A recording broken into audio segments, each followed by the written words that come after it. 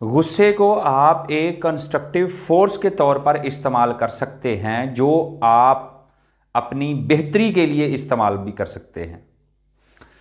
आज हम बात कर रहे हैं कंस्ट्रक्टिव एंगर के बारे में, यानी एक अच्छे गुस्से के बारे में।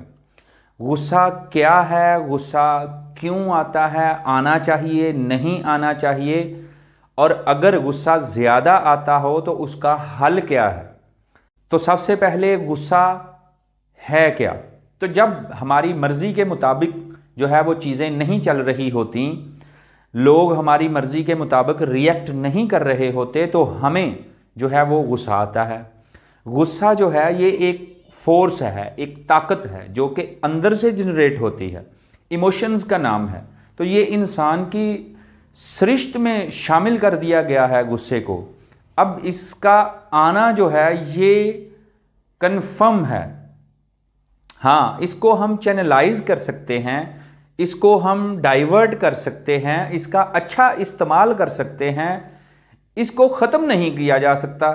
इसीलिए मैं कहता हूं कि गुस्सा जो होता है वो दो किस्म का होता है। एक कंस्ट्रक्टिव एंगर होता है, यानी कि अच्छे वाला गुस्सा, और एक डिस्ट्रक्टिव एंगर होता है, यानी बुरे वाला और नुकसानदेह गुस्सा।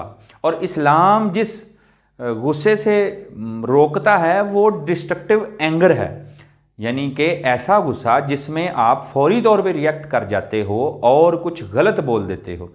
आप अपने गुस्से को चैनलाइज नहीं करते, सोच समझ कर बात नहीं करते। तो इस तरह के गुस्से को हर प्लेटफॉर्म पर जो है वो मना किया जाता है और इसको डिस्करेज किया जाता है ऐसे लोगों को।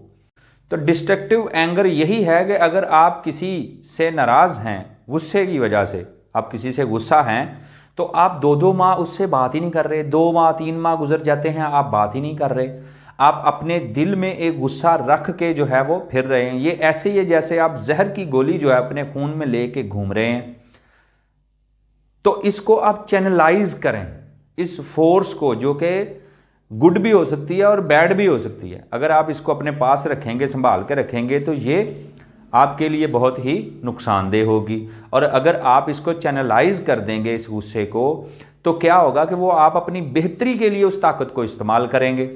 डिस्ट्रक्टिव एंगर की बहुत सारी मिसालें हैं। इसमें लोग जो होते हैं वो दूसरों को नुकसान पहुंचाकर तस्कीन हासिल करते हैं, और कुछ ऐसे गुस्सीले लोग होते हैं कि जो अपना ही नुकसान कर रहे होते हैं गुस्से में। मोबाइल तोड़ दिया, टीवी तोड़ दिया, तो जब बाद में उनको उस हालत से रिकवर करते हैं तो बाद में एहसास होता है कि यार ये तो मैंने ऐसे ही तोड़ दिया, गुस्से में मैंने ऐसे कर दिया।